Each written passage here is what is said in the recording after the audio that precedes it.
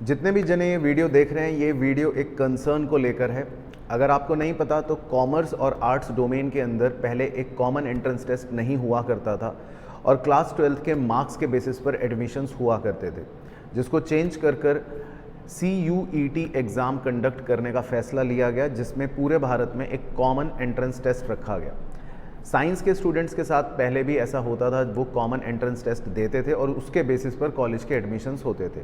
तो जब कॉमर्स और आर्ट्स के अंदर ये चेंजेस आए थे 2-3 साल पहले, तो तब काफ़ी कन्फ्यूजन्स था बच्चों को इसको लेकर और बहुत सारी चीज़ें तब कही गई थी कि हम स्ट्रीमलाइन करना चाहते हैं, चीज़ों को बेहतर बनाना चाहते हैं और इस स्टेप का सबने स्वागत भी करा था और क्योंकि सबको लगता था कि यस, ये एक अच्छा स्टेप होने वाला है।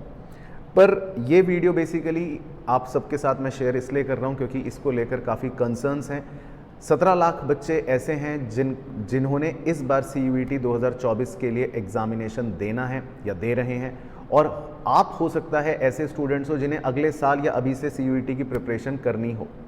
तो बेसिकली CUET को लेकर आप सुन ही रहे होंगे, पिछले 2 दिनों से बहुत हंगामा चल रहा है और इसमें बहुत सारी चीज़ें चल रही हैं। सबसे पहले तो इंग्लिश के पेपर को लेकर दिक्कतें हुई, उसके अंदर क्वेश्चन पेपर के पैटर्न को लेकर दिक्कतें हुई। बहुत सी जगह पर न्यूज़ आ रहा है कि पेपर पहले ही लीक हो चुका था, अब री एग्ज़ाम करने की बातें हो रही हैं। कई बार जो सबसे बड़ा इशू आया, बहुत से ऐसे आउट स्टेशन के स्टूडेंट्स थे जिनका रातों रात सेंटर चेंज हो गया, नए एडमिट कार्ड्स उनको डाउनलोड करने पड़ रहे थे, एडमिट कार्ड डाउनलोड करने में दिक्कत आ रही थी। और उसमें आप देखोगे तो UGC चेयरमैन साहब भी ये भी कह रहे हैं कि लॉजिस्टिकल इश्यूज़ की वजह से ऐसा पोस्टपोनमेंट हुआ है जो NTA के कंट्रोल से बाहर है। तो पॉइंट ये है बेसिकली कि जब इतनी बड़ी संस्था और इतना बड़ा जब एग्ज़ामिनेशन कंडक्ट करती है और अगर पहले से इसकी तैयारी नहीं थी तो पहले ही क्यों नहीं डेट को पोस्टपोन रखा गया। साथ ही साथ जब इलेक्शंस चल रहे हैं और अगर लगता है कि मैन पावर या रिसोर्सेज इलेक्शन में एंगेज होंगे तो फिर इस एग्ज़ाम को पहले ही इलेक्शन के रिजल्ट के बाद जून में रखना चाहिए था। अब ऑब्वियसली बहुत सारे बच्चों का इसमें नुकसान हुआ है। बहुत सारे बच्चे ऐसे भी थे जिन्होंने 1 साल का ड्रॉप लिया, 1 साल तैयारी करी कि हम इस साल दोबारा से अपना एग्ज़ाम देंगे या इस बार अच्छा स्कोर करेंगे, और उनके साथ तो बहुत बड़ा एक नुकसान हो गया। बहुत सारे ऐसे स्टूडेंट्स थे जो शायद अपना एग्ज़ाम ही नहीं दे पाए, या तो सेंटर नहीं पहुंच पाए, या एडमिट कार्ड नहीं डाउनलोड हुआ, एडमिट कार्ड डाउनलोड हुआ तो सेंटर चेंज हो गया। बहुत सारे इश्यूज़ थे जिससे वाकई में बहुत सारे स्टूडेंट्स का नुकसान हुआ है। और कॉलेज एक ऐसी चीज़ होती है जो बच्चा पूरे साल स्कूल की जब तैयारी करता है, 12th की स्पेशली, तो सोचता है कि मैं CUET का एग्ज़ाम दूंगा, मैं आगे एक अच्छे कॉलेज में जाऊंगा। तो मेरा ऐसा मानना है कि ये जो भी हुआ बहुत दुखद है, पहली बात। दूसरी चीज़ कि इसको लेकर कुछ ना कुछ एक्शन ज़रूर होना चाहिए, खासकर उन स्टूडेंट्स के साथ रियायत तो ज़रूर बरतनी चाहिए जिनका किसी भी रीज़न की वजह से नुकसान हुआ, चाहे एडमिट कार्ड की वजह से या चाहे सेंटर चेंज होने की वजह से या किसी भी एक्स रीज़न की वजह से। अब लेकिन एग्ज़ाम चल रहे हैं, हो सकता है आप ऐसे स्टूडेंट हों जो अभी ऑलरेडी एग्ज़ाम दे रहे हों इस बार का, तो आपके लिए तो और ज़्यादा ये मुश्किल घड़ी है, क्योंकि आपने अगर अपना इंग्लिश का एग्ज़ाम दिया है तो आपको पता ही है कि उसमें क्या वेरिएशंस थे। अभी वाला एग्ज़ाम इकोनॉमिक्स का हो चुका, अकाउंट्स का भी चल रहा है। तो अब आप सिर्फ क्या कर सकते हो, हम यही एक गुजारिश कर सकते हैं कि अगर NTA चाहे तो एग्ज़ाम रिकंडक्ट कर सकती है, एक प्रॉपर डेट देकर एडमिट कार्ड पहले ही सबके डाउनलोड करवा दे, प्रॉपर सेंटर जो चेंज ना हो, इस चीज़ को लेकर आप सिर्फ अपनी आवाज़ जगा सकते हैं, जिसके लिए आप ट्विटर पर यानी कि X पर अपना ट्वीट कर सकते हैं, टैग कर सकते हैं। अगर सही अथॉरिटीज़ तक हम सब एक होकर पहुंच पाएंगे तभी हो सकता है, और वो भी चांसेस बहुत कम है, तभी हो सकता है कि शायद आपका CUET का एग्ज़ाम दोबारा कंडक्ट किया जाए। लेकिन मुझे ऐसा लगता है कि शायद वो चांस बहुत कम होगा, क्योंकि नीट के अंदर भी ये सब चीज़ें भी चल रही हैं और वहाँ पर भी हम देख रहे हैं कि स्टूडेंट्स डिमांड तो कर रहे हैं कि पेपर री होना चाहिए, लेकिन अभी तक ऐसा कुछ कन्फर्मेशन नहीं है।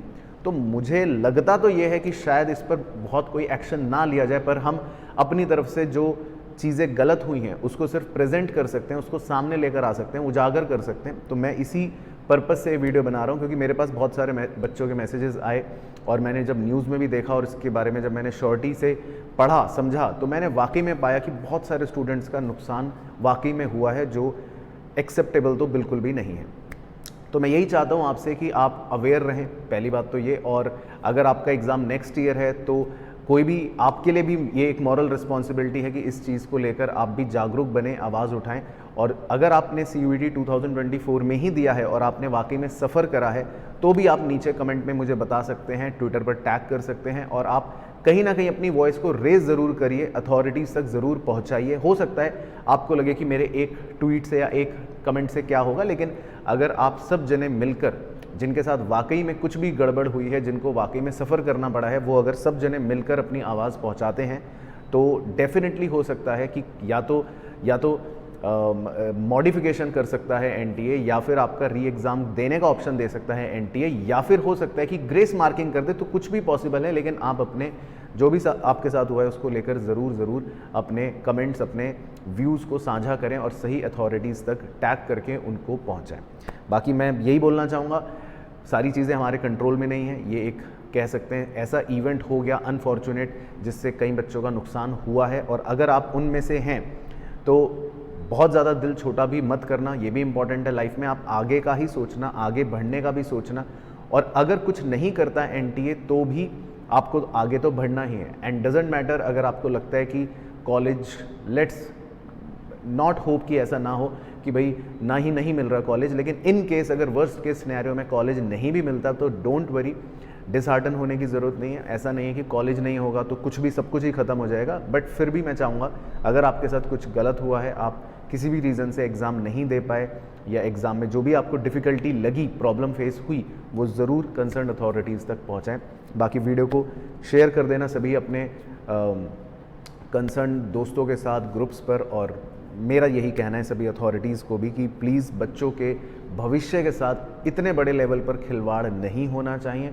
और अगर कुछ भी लॉजिस्टिकल इश्यूज़ थे या कोई भी ऐसी चीज़ थी तो पेपर रिकंडक्ट करना ज़्यादा बेटर ऑप्शन था, रातों रात, rather than admit card download नए करवा कर सेंटर चेंज करना बहुत मुश्किल होता है जब मास लेवल पर ऐसा एग्ज़ाम हो रहा है।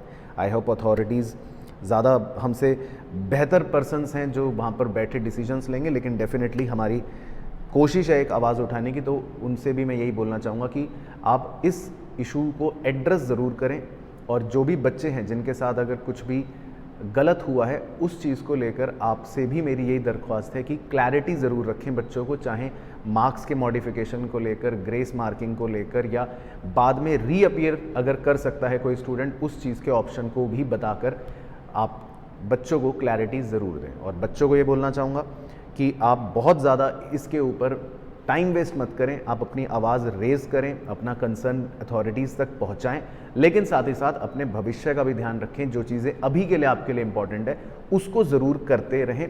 ऐसा ना हो कि बहुत ज़्यादा टाइम एंड एनर्जी आप इसी चीज़ पर लगा दें। बाकी नेक्स्ट वीडियो में आपसे मुलाकात करता हूँ। धन्यवाद।